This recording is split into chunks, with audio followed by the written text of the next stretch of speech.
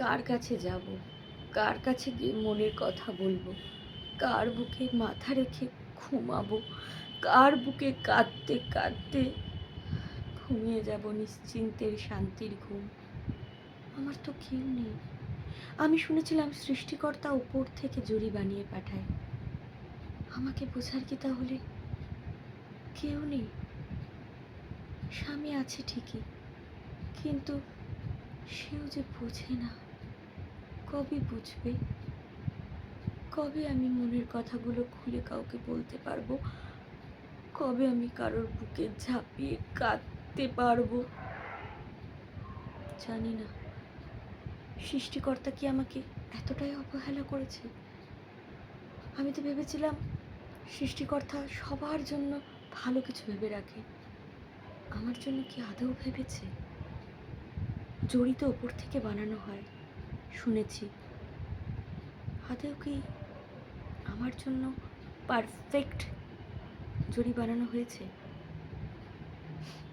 এই কথাগুলো আপনাদের মধ্যেও অনেক সময় চলে, মনের ভেতরে। আপনাদের মনেও এই কথাগুলো চলে। কিন্তু একটা জিনিস জানেন তো, পারফেক্ট কেউ হয় না। আপনি যেমন একটা মেয়ে চাইলেই আপনি মাঝরাতে বৃষ্টি পড়ছে বাইরে গিয়ে ভিজতে পারবেন না। তাই কিছু কিছু জিনিস নিজেকে সংযম করতে হয়।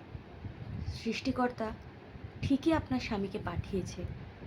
হ্যাঁ, হয়তো সে আপনাকে কিছুটা বোঝে, কিছুটা বোঝে না, কিছুটা অবহেলা করে। কিন্তু একটা জিনিস মাথায় রাখবেন, পারফেক্ট হতে যাবেন না। সব কিছু নিজের জন্য ত্যাগ করে অন্যের জন্য করতে যাবেন না। তাহলেই আপনি অবহেলার শিকার হবেন। পারফেক্ট কেউ হয় না। কখনো কখনো নিজের বন্ধু নিজেকেও হতে হয়। নিজের মনের কষ্টগুলো যদি কাউকে বলতে না পারেন, আয়নার সামনে দাঁড়িয়ে, ভগবানের সামনে দাঁড়িয়ে সেগুলো বলুন। দেখবেন মনটা অনেক হালকা লাগবে।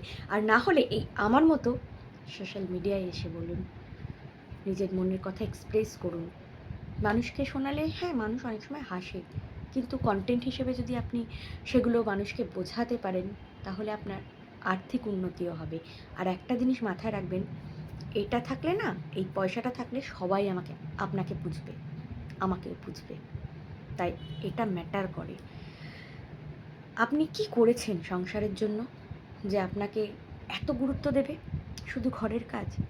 শুনে রাখুন, পুরুষ মানুষ শুধু ঘরের কাজ দিয়ে পুরুষ মানুষের মন ভোলানো যায় না। পুরুষ মানুষ ধরেই নেয় ওটা আপনার রেসপন্সিবিলিটি। এই যে বিয়ের পর এই সিঁদুরটা মাথায় উঠলে আপনি রাজরানী থেকে চাকরানী হয়ে ওঠেন। তাই ঘরের কাজ যতই করেন না কেন, শ্বশুরবাড়ির কারোরই মন পাবেন না। হ্যাঁ, যদি এটা ইনকাম করতে পারেন টাকা, তাহলে কিছুটা হলেও সম্মান পাবেন। তাই মনের কথা কাউকে বলবো, কারোর সামনে কাঁদবো, সেরম মানুষ না খুঁজে ভগবানের সামনে কেঁদে নিন। একা ঘরে, বন্ধ ঘরে কেঁদে নিন, দেখবেন মনটা হালকা হয়ে গেছে। খুব কষ্ট হলে একটু গান শুনে নিন। আর খুব যদি কষ্ট হয় সোশ্যাল মিডিয়ায় এসে আমার মতো বকবক করে নিন, ভালো লাগবে।